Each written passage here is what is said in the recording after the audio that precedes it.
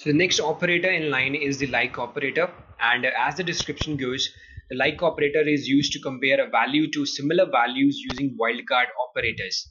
Now, 2 points to be noted from this description. The first one being that it lets you compare a value to some similar values, not same values. So probably the like operator helps us in matching two values which are not is exactly equal to one another but are quite similar, and it does so by using the wildcard operators. So we are going to discuss what are wild operators by taking up an example. So I go to MS Access, and so right now I have a query written over here for my table paycheck, and what I'm trying to do in this query is that I need to select all of the variables from the dataset paycheck with first name like a star in inverted quotes.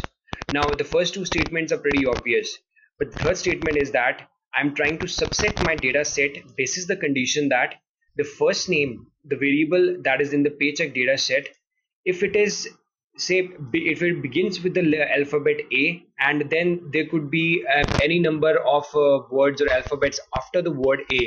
So I tell SQL that it's okay to return that row for me as a result. So right now let's go to the table and try to understand what is a like operator is going to do. So first look for all of the names which begin with the alphabet A. So we know that there are just two rows, and it's the ninth row and the 10th row, and those are of Amy and Akash.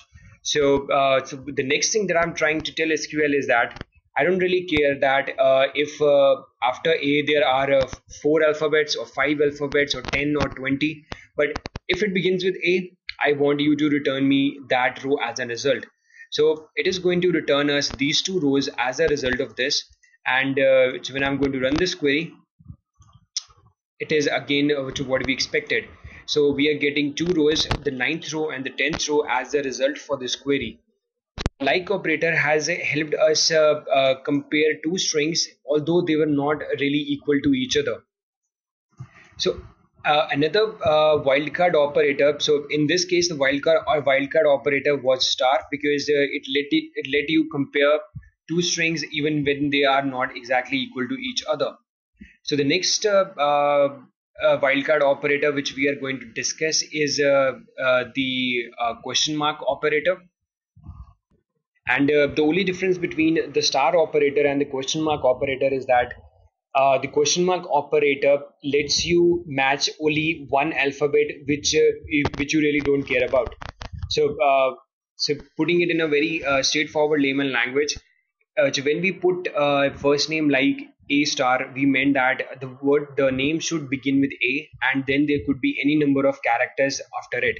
So if now I change this thing to A question mark, so what I'm trying to tell SQL is that I want you to match only those first names which though begin with A, but there is only one alphabet after the word A.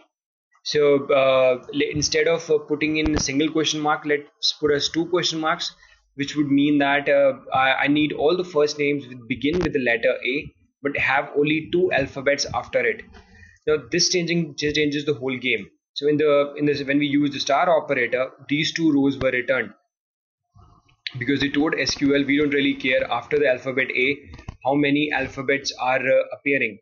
But in this case, we are explicitly specifying that I need only those first names which are total 3 in length and begin with the alphabet A. So let's try running this query. So this is what you get. So we get the result for Amy Nash as the only row in the whole query's output. So this is highly in contrast with what the star operator did, as the question mark operator has explicitly said that I need you to match only single characters when comparing two strings. So this was all about the wildcard operators in the like operator in SQL. Thank you for watching.